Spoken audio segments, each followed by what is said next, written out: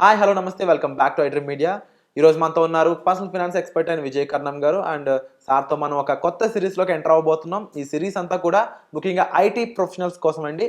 So ఈ IT professionals అనేవాళ్ళు ఎలా ఇన్వెస్ట్మెంట్ చేయాలి, ఎంత ఆర్ఓఐ సంపాదించుకోవచ్చు, ఇవన్నీ విషయాలు తెలుసుకుందాం మనం ఈ సిరీస్లో భాగంగా.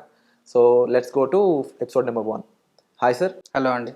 Sir, first of all IT professionals అనే వాళ్ళందరూ కూడా మంచిగా ఎర్న్ చేస్తూ ఉంటారు, బట్ సెటిల్ కాలేరు లైఫ్లో. దానికి వాళ్ళ పర్సనల్ ఫినాన్స్ అనేది సరిగ్గా మేనేజ్ చేసుకోవడం ఒక ఎత్తు అయితే, రైట్ ఇన్వెస్ట్మెంట్ చేయకపోవడం అనేది రెండో విషయం.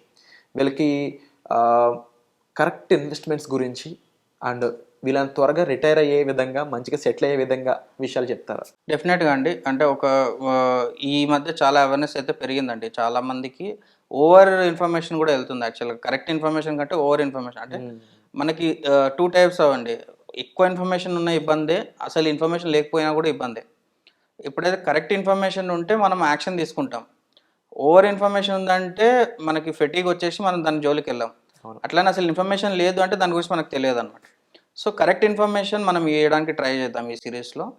ఎర్లీ రిటైర్మెంట్ అనేది ఒక రీసెంట్ ట్రెండ్ అండి.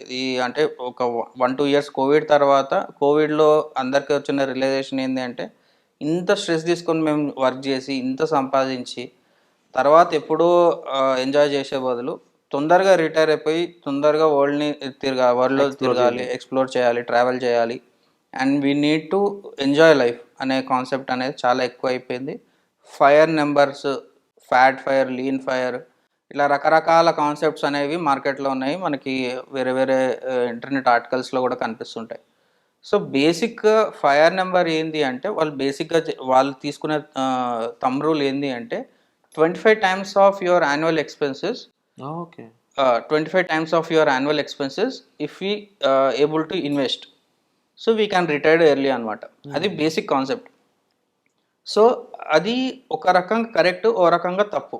ఒక రకంగా కరెక్ట్ ఎందుకు అంటున్నాను అంటే, మన ఇండియన్ మార్కెట్స్ ఇచ్చిన రిటర్న్స్ ప్రకారము 25 times of our annual expenses తీసి పెట్టుకున్నామంటే డెఫినెట్గా మనం రిటైర్ అయిపోవచ్చు. అంటే రేపు పొద్దున నేను జాబ్కి వెళ్ళొద్దు అనే కాన్సెప్ట్ నాకు ఉంది అంటే 25 టైమ్స్ ఆఫ్ నాకు యాన్యువల్ ఎక్స్పెన్సెస్. ఈరోజు నాకు ఫర్ సపోజ్ నాకు ఎవ్రీ మంత్ 1 lakh ఎక్స్పెన్సెస్ ఉన్నాయి. 12 lakhs పర్ ఇయర్. 12 into 25 అంత కార్పస్ మనం జమ చేసుకోగలం. అంటే అప్రాక్సిమేట్గా ఒక 4 crores కానీ 5 crores కానీ, మనకు 5 crores కార్పస్ అనుకుందాం. 5 crore కార్పస్ నా దగ్గర ఈరోజు ఉంది. అది యాన్సిస్టర్ ప్రాపర్టీ అయి ఉండొచ్చు, నేను సంపాదించింది అయి ఉండొచ్చు, ఏదైనా సరే 5 crores ప్రాపర్టీ ఉంది. ఆ వాల్యూ నా దగ్గర, నా నెట్వర్త్ ఉంది అంటే ఐ కెన్ రిటైర్డ్ ఈజీలీ అనమాట. సో ఇది fire number, basic fire number. దాన్ని ఎందుకు మనం కంప్లీట్గా ఇన్వాల్వ్ చేయలేము అంటే, మన లైఫ్ స్టైల్ అనేది కన్సిస్టెంట్గా సేమ్ ఉండదు. సో మనకి రిక్వైర్మెంట్స్ పెరగవచ్చు, తగ్గొచ్చు. సో నేనేమంటాను అంటే, ఫైర్ అనేది డైరెక్ట్గా ఇంప్లై చేసుకోకండి. మీకు స్ట్రెస్ ఫ్రీ లైఫ్ కావాలి, దట్ విల్ బి, అది నేను ఒప్పుకుంటాను. అంటే మనకి 1 lakh శాలరీ ఉన్న వాళ్ళు ఇంకా ఎక్కువ స్ట్రెస్ తీసుకుంటే ఎక్కువ శాలరీస్ వస్తాయి, అంటే ఎక్కువ డెసిగ్నేషన్స్ వస్తాయి. 2 lakhs శాలరీస్ కోసం చూడడము, దానివల్ల ఎక్కువ స్ట్రెస్ తీసుకోవడము, ఎక్కువ ట్యాక్సెస్ కట్టడం, రెండూ అవుతుంటాయి. సో నేనేమంటానంటే, 1 lakh దగ్గర 80,000 శాలరీ ఉన్నా సరే స్ట్రెస్ ఫ్రీ లైఫ్ కావాలి మీకు, కానీ మీ కార్పస్ అనేది బిల్డ్ కావాలి. సో నేనేం చెప్తాను అంటే, ఎవరైతే రీసెంట్గా జాయిన్ అయ్యారో, లేకపోతే ఏమంటారు ఎంట్రీ లెవెల్లో ఉన్నారో, మీరు as soon as possible SIP start చేసేసుకోండి.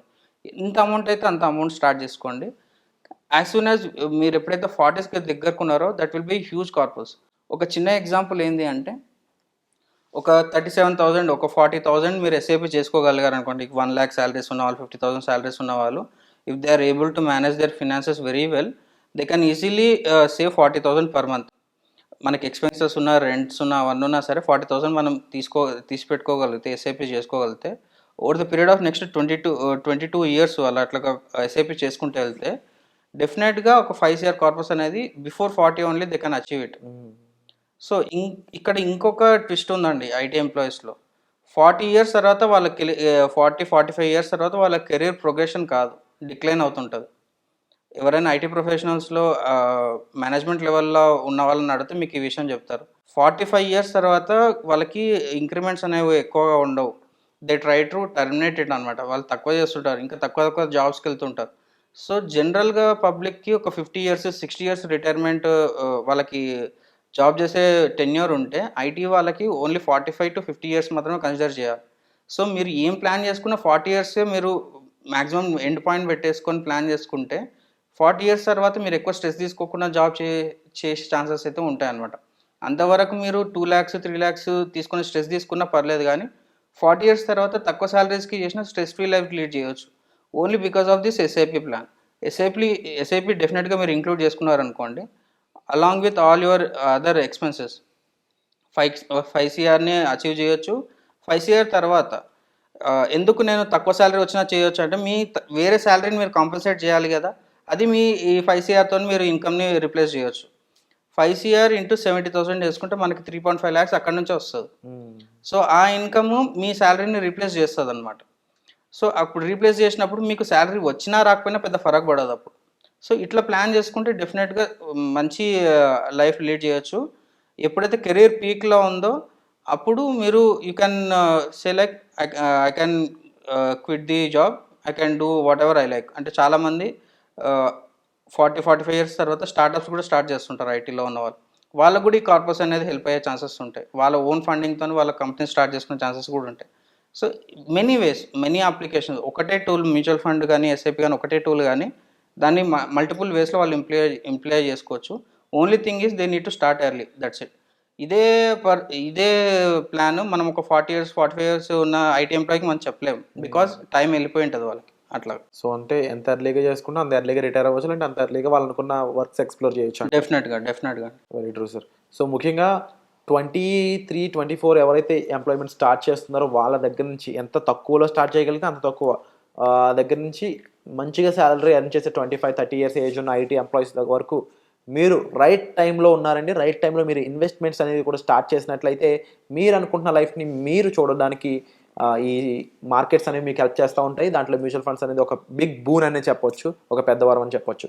సో దానికి సంబంధించిన విషయాలు ఎన్నో మీకు తెలియజేయడం కోసం పర్సనల్ అపాయింట్మెంట్స్ ద్వారా, వెబినార్స్ ద్వారా విజయ్ కర్ణం గారు ఒక సిరీస్ అయితే స్టార్ట్ చేయబోతున్నారు.